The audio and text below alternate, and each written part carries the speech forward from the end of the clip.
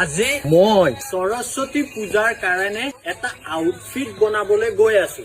এইটো গ্ৰীণ কালাৰৰ কুৰ্তা আৰু এইটো বৈদ্য বেগী লগাই দিছো। তোর ড্রেস পিনছা ঠিক আছে, কিন্তু গাইজ এরি কোনে দিলা? ই মানুহ কামারে এক পিঞ্জিৰৰ ভিতৰত বন্ধ কৰি থো। Welcome back to my YouTube channel guys. বহুত দিনৰ মূৰত ইউটিউবৰ ভিডিঅ' লৈ আহিছোঁ, কাৰণ ইউটিউবৰ ভিডিঅ' কমকৈ দি আছোঁ। দিয়াৰ কাৰণটো হ'ল যে মই ইনষ্টাগ্ৰাম আৰু ফেচবুকত মই বেছিকৈ কাম কৰিব লগা হৈছে। চ' কোনোবাই যদি ৰেগুলাৰ হিচাপত মোৰ ফানি ভিডিঅ' চাব বিচাৰা, চুইট খানৰ ফানি ভিডিঅ' চাব বিচাৰা, তেতিয়াহ'লে ইনষ্টাগ্ৰাম আৰু ফেচবুকৰ পেজকেইটা মোৰ ফ'ল' কৰি থৈ দিবা। চুইট খান বুলি চাৰ্চ কৰিবা, আহি যাব। তাত ফ'ল' কৰি থৈ দিবা। ৰেগুলাৰ হিচাপত ফানি ভিডিঅ' পাই থাকিবা। 2-3টা ভিডিঅ' সদায় দিওঁৱে, আৰু ইউটিউবত লং ভিডিঅ'ৰ কাৰণে মই দেৰিকৈ ভিডিঅ' দিওঁ। তো আজিৰ ভিডিঅ'টো লৈ আহিছোঁ সৰস্বতী পূজাৰ ওপৰত। হয়, সৰস্বতী পূজা যাক নেকি আজিৰ আমাৰ যুৱক যুৱতীয়ে কি কৰি পেলাইছে, the national festival of romance কৰি পেলাইছে। তো ভিডিঅ'টো দেৰি নকৰে ষ্টাৰ্ট কৰোঁ। ইন্ট্ৰ'।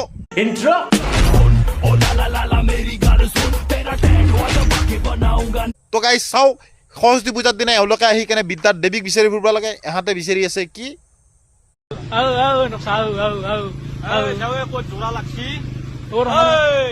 মানুহ মৰিবা ধৰছি, কি টেনচনত গাড়ীৰ কিস্তি দিব পৰা নাই, তোৰ জোৰা লাগছি। তো গাইজ এইবিলাক দেখি মোৰ আমনি লাগি মই ভাবিলোঁ অকল আমাৰ অসমতে এনেকুৱা নে গোটেই ইণ্ডিয়াত এনেকুৱা। তাকে এটা চাৰ্চ কৰিবৰ কাৰণে মই গুগলত যাই কেনে মই চাৰ্চ কৰিলোঁ। বোলে প্ৰথম মই চাৰ্চ কৰিলোঁ যে সৰস্বতী পূজা ইন বেংলোৰ। তাতে কি আহিল চাওক, বঢ়িয়াকৈ সৰস্বতী মাৰ মূৰ্তিবিলাক আহিছে, বঢ়িয়াকৈ ফটোবিলাক আহিছে।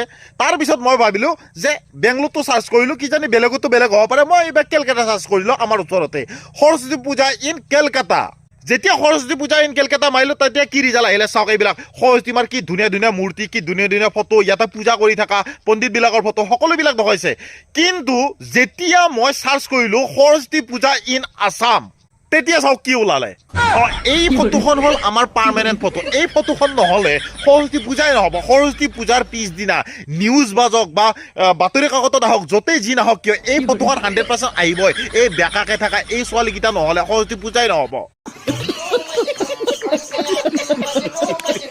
আৰু এইখনে হ'ল আমাৰ অসমৰ জাতীয় সৰস্বতী পূজাৰ ফটো।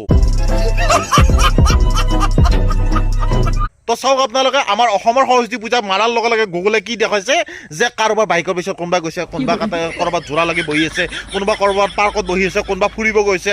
মানে গোটেই ইণ্ডিয়াত সৰস্বতী পূজাৰ অৰ্থ এইটো।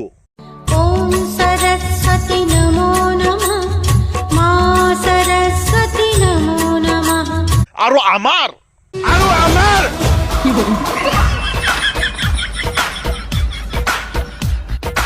এইগৰাকী প্ৰত্যেকবাৰে এনেকুৱা ড্ৰেছ মানে ইনভেণ্ট কৰে, তাই নিজে বনায়, মানে মানুহ গোটেই অসমবাসীক মানে আচৰিত কৰি দিয়ে। প্ৰত্যেকবাৰে আচৰিত কৰে। এইবাৰ তাৰমানে তাই কি কৰিব উপায় নাই, চবখিনি কৰিলে হৈ গ'ল। এইবাৰ কি কৰিছে, বস্তাত ড্ৰেছ পিন্ধছি।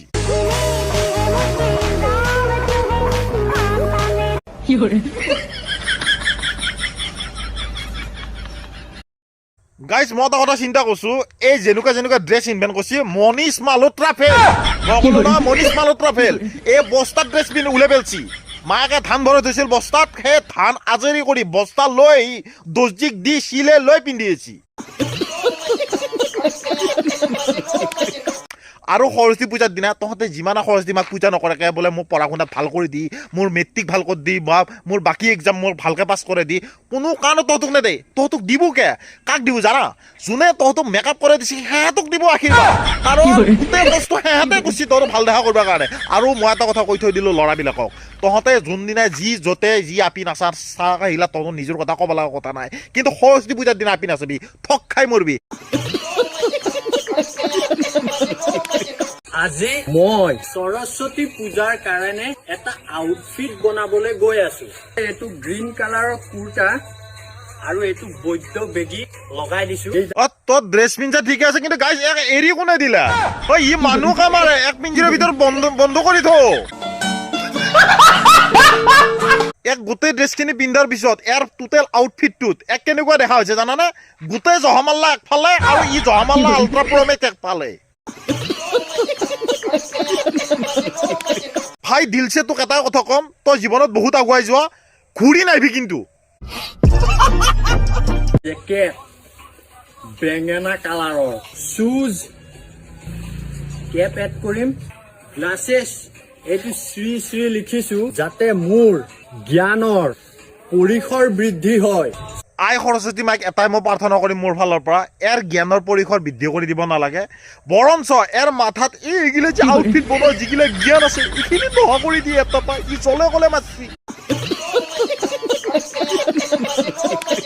চালা তহঁত গোলামে ঠিক আছিলি, বেকাৰ তহঁতক আজাদী কৰি থৈ দিকে। তো গাইজ বেছিকে এইগিলা কৈ ৰাখোঁ, যিহেতু আজি 26 জানুৱাৰী, আজি মই ভিডিঅ'টো বনাইছোঁ সৰস্বতী পূজাৰ কথা কৈছোঁ, কিন্তু মই 26 জানুৱাৰী বুলি যদি আমাৰ দেশপ্ৰেমিক গীতাৰ কথা নকওঁ সেইটোতো একেবাৰে বেয়া কথা হ'ব, সিহঁতৰ কথা ক'বই লাগিব।